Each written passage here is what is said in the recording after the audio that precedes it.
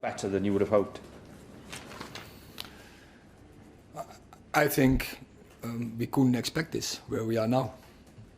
When we look back for 1 year and we ended where we ended, third place, losing FA Cup final, where it was probably more to get, and winning another trophy.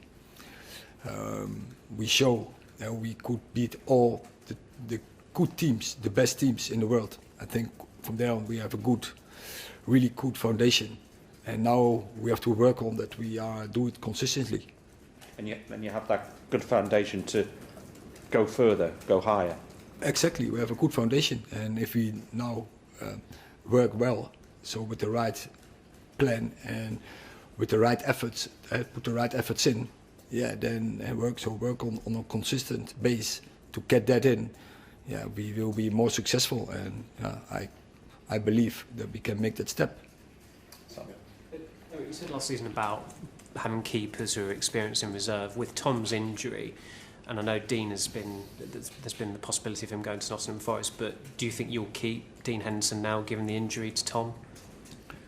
Oh, but he was always in my mind. So I think we have a strong keeper group with Onana, Henderson, Heaton.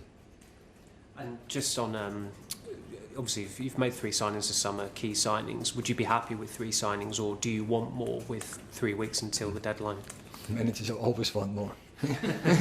But I think every manager you will ask that you want more. But it's more about the mentality that you in top football you have to demand the maximum, and because we also do that from our players, and the fans expect it from us, and so always you look for the perfect situation, but you also know you never get the perfect situation, and then you come in place. You have to work for that to maybe not with the perfect situation that you get the perfect results.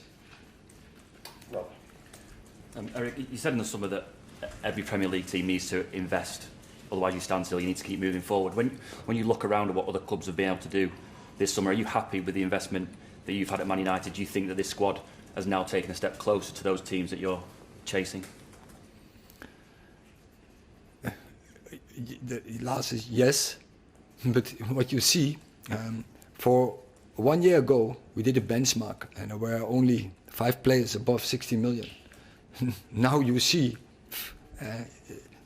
all over many clubs investing high rates and invest a lot in the squads. So the competition is very tough in the Premier League, and but we are confident, we are happy with the squad we constructed now, and now it's about improving that squad, improving our way of play.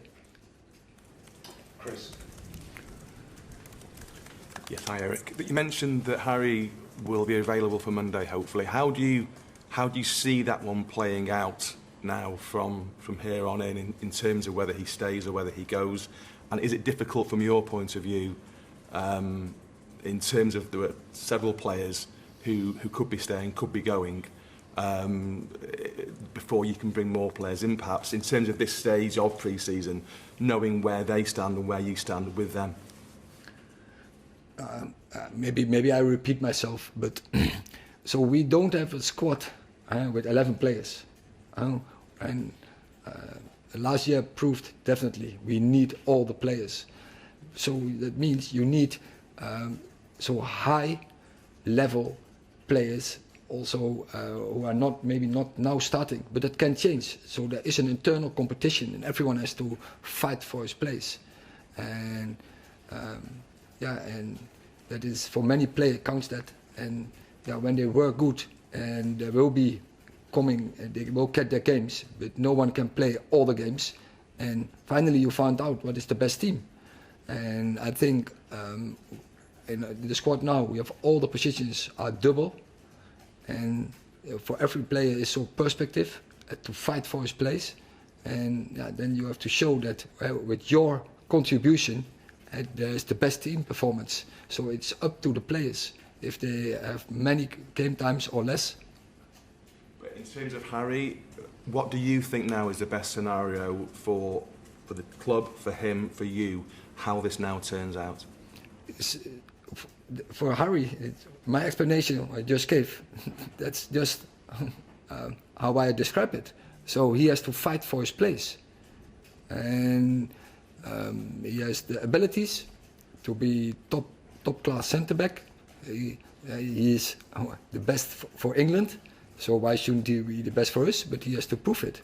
And yeah, when he is not confident enough to go in that fight, yeah, then he has to go.